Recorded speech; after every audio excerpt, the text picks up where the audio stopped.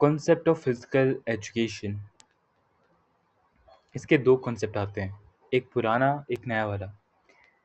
पुराना concept old जो है वो बताता है develop vigour and preparation for war.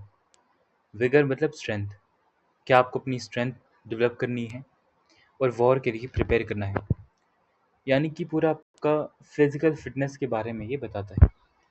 Modern जो कॉन्सेप्ट है, develop wholesome personality, good traits and character, along with organic and muscular system of body।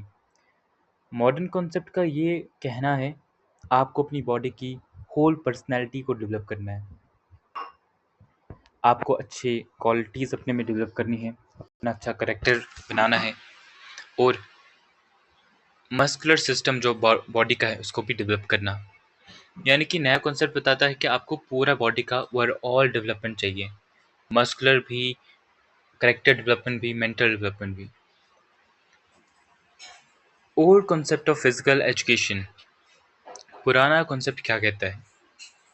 The role that physical education plays today is entirely different from its role in the past.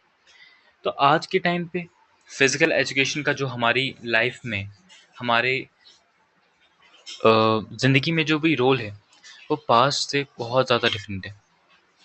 क्या हम ये कहें कि पूरी तरीके से different है? वो भी सही है। In ancient India, physical education was a part of education and not separate discipline as it is today. It was introduced only to develop vigor and preparation for war. अगर पुराने प्राचीन भारत में देखा जाए तो वहाँ पे फिजिकल एजुकेशन, तो वो एजुकेशन का ही पार्ट था, शिक्षा का ही पार्ट था।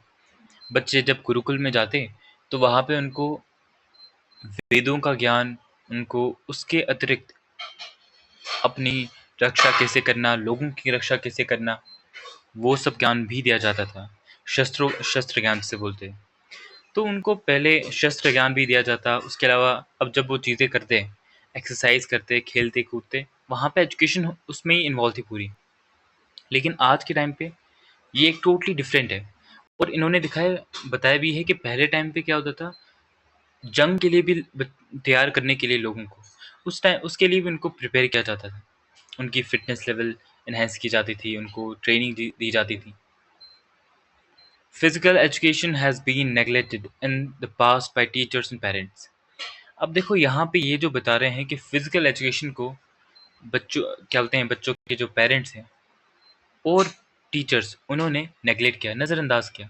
लेकिन ये जो बात कही जा रही है ना, ये उस टाइम की बता रहे हैं जब मैकॉले का जो ये स्कूल सिस्टम यहाँ पे लाया गया है ब्रिटिशर्स के द्वारा। हमारा पहले जो गुरुकुल था वो तो सबसे श्रेष्ठ, अगर बोलोगे सबसे उत्तम, सबसे बेस्ट था। वहाँ पे बच्चों को अलग अलग ज्ञान के साथ उन्हें शास्त्र, शस्त्रों की शिक्षा और बहुत सारी चीज़ें वहाँ पे उनको सिखाया जाता था।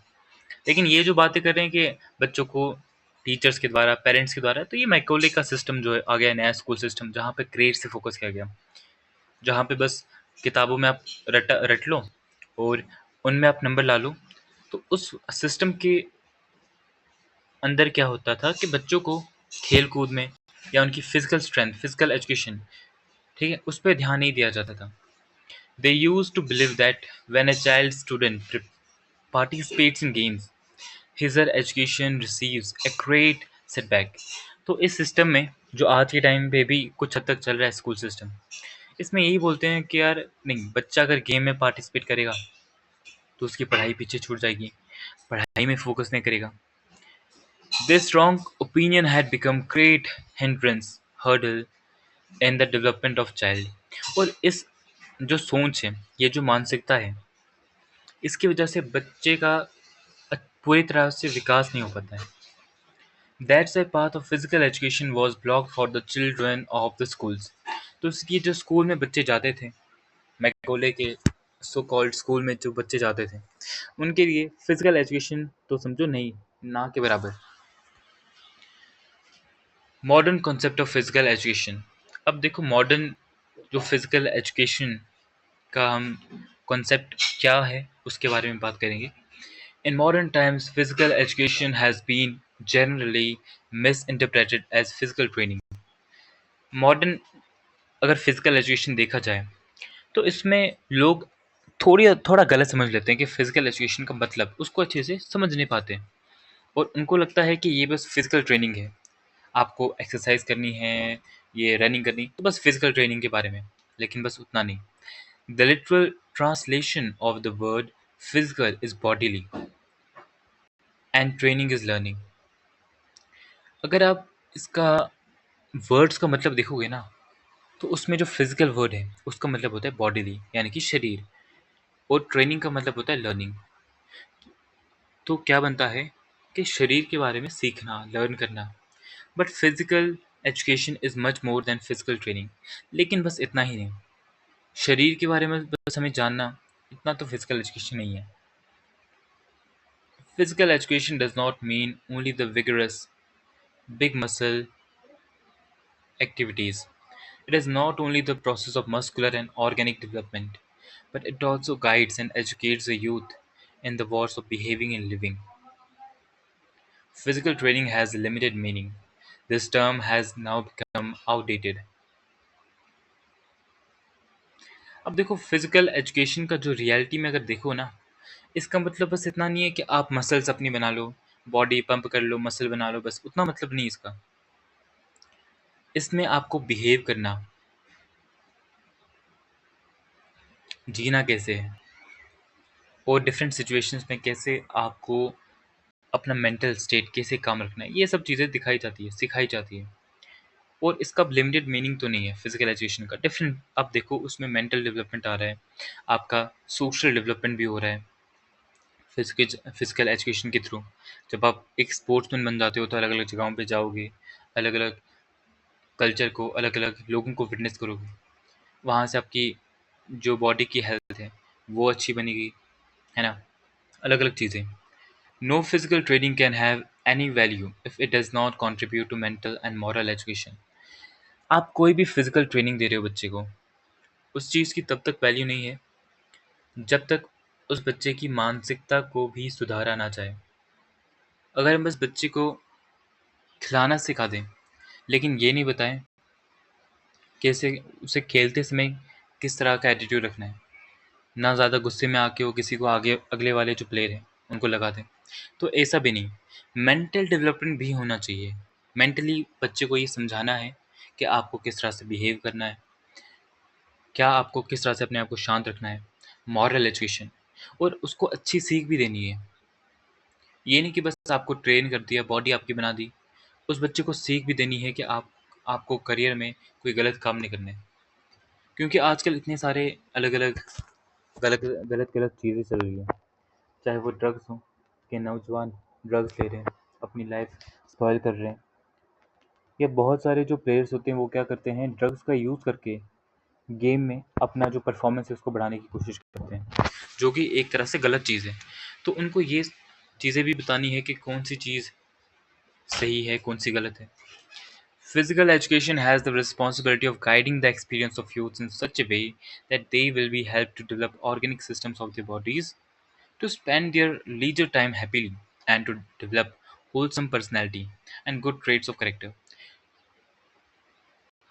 अब फिजिकल एजुकेशन में ये रिस्पॉन्सिबिलिटी आ जाती है टीचर्स की कि वो यूथ को गाइड करें अपनी बॉडी को हेल्थी, अपनी बॉडी को फिट बनाने के लिए किस तरह से करना है, और किस तरह से वो अपना जो फ्री टाइम होता है, लीजर टाइम मतलब फ्री टाइम, तो फ्री टाइम में अपने कुछ एक्टिविटीज़ करके, खेल कूद करके, इनसे अपने आप को खुश रखें, और पूरी पर्सनैलिटी की एक डेवलपमेंट हो। और साथ में पर्सनैलिटी डेवलप होने के साथ साथ उन्हें एक अच्छा करेक्टर उनका डेवलप हो। ये सब चीज़ें गाइड करना फिजिकल एजुकेशन में आता है, टीचर्स का काम। Modern physical education stresses on the balanced development of body and mind. It brings harmonious growth and development. Physical education is studied as a regular subject, aid per with other academic subjects. अब देखो modern physical education जो है ना, उसमें balance way में देखा जाता है कि आपकी बॉडी की भी डेवलपमेंट हो और माइंड की भी, कि दिमाग भी डेवलप होना चाहिए। ये नहीं कि बस आपने बॉडी बना दी, शरीर तो आपने डेवलप कर दिया, बॉडी अच्छे से बना दी, लेकिन आपका जो दिमाग है वो बच्चों जैसा है, कोई भी बात पे ज़िद कर लेता है, किसी भी बात पे झगड़ा करता है ना? तो वो आपका दिमाग भी डेवलप करना, उसको भी मैच्योर करना, ये भी फिज़िकल एजुकेशन में आता है। और आज के टाइम पे देखोगे ना, ये जो फिज़िकल एजुकेशन है, ये बाकी सब्जेक्ट्स की तरह एक सब्जेक्ट है और उसको एकेडमिक्स में पढ़ाया जाता है। Physical education is an eminent part of educational process which has theory as well as practical. अब देखोगे ना, फिजिकल एजुकेशन ये तो बता दिया इन्होंने कि एजुकेशनल प्रोसेस में बहुत इंपॉर्टेंट है और इसकी थ्योरी भी है होती है, प्रैक्टिकल भी होता है। जो अभी मैं आपको दिखा रहा हूँ, ये जो भी बुक का पार्ट है जो हम पढ़ रहे हैं, ये थ्योरी आ जाएगी और इसकी कुछ प्रैक्टिकल वर्क भी है जिसकी फील्ड वर्क आ गया। उसके अलावा कुछ आपको प्रोजेक्ट दिया जाएगा, वो भी आता है। That knowledge gain through the subject is very important in real life. The knowledge acquired by this subject improves our health standard and it fulfills the goal of health. अब देखो, इस सब्जेक्ट में जो आपको नॉलेज मिलती है बहुत important है।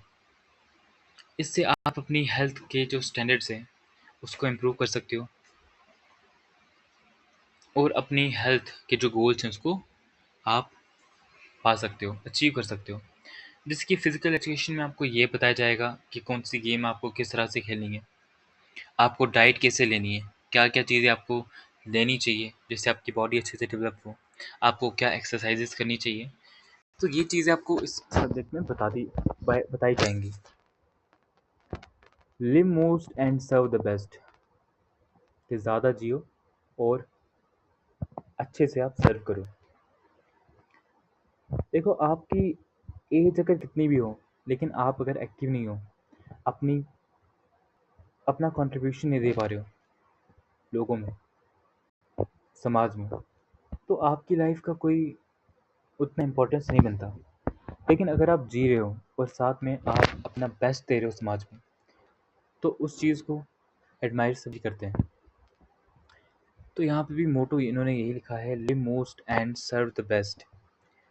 The knowledge gains through this subject helps us to develop social qualities which makes a person to adjust well in society.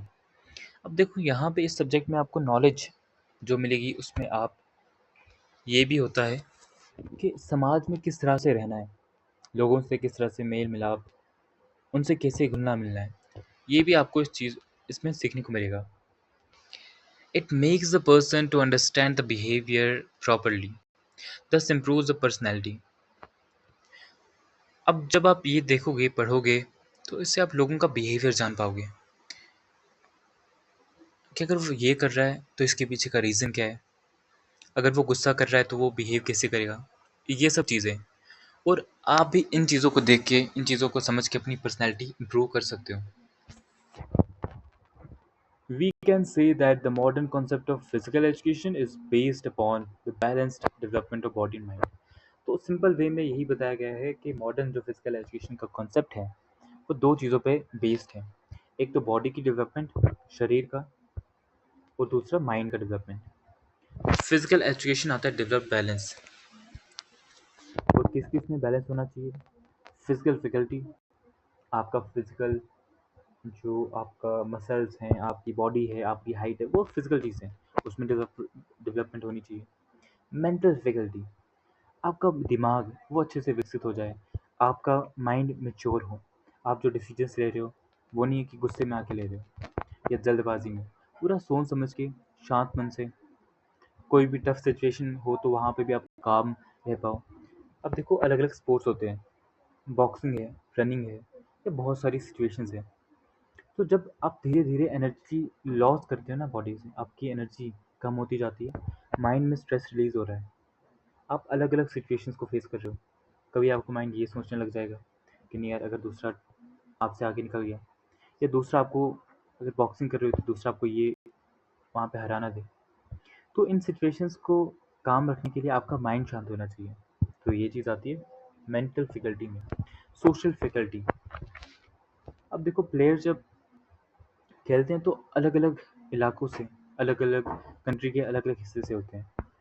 बहुत बार तो उनको अलग अलग हिस्सों से आके वो टीम बनाते हैं, जैसे कि कबड्डी में या क्रिकेट में देखा होगे, तो वहाँ पे डिफरेंट प्लेयर्स होते हैं डिफरेंट एरिया से, तो उनका वहाँ पे एक सोशल फैक्टर भी आता है कि वो एक दूसरे से अगर बॉन्डिंग उनकी अच्छी बनेगी तो फील्ड में भी उनको उस चीज़ का फ़ायदा मिलेगा। तो इसमें हमारी सोशल डेवलपमेंट भी देखने को मिलती है, इमोशनल फैकल्टी, और साथ में हम अपने इमोशंस पे कंट्रोल करना वो सीखते हैं। यहाँ तक अभी इस टॉपिक को रखते हैं। इसका जो अगला पार्ट होगा फिजिकल एजुकेशन वाला मीनिंग, इसका मीनिंग ये हम अगले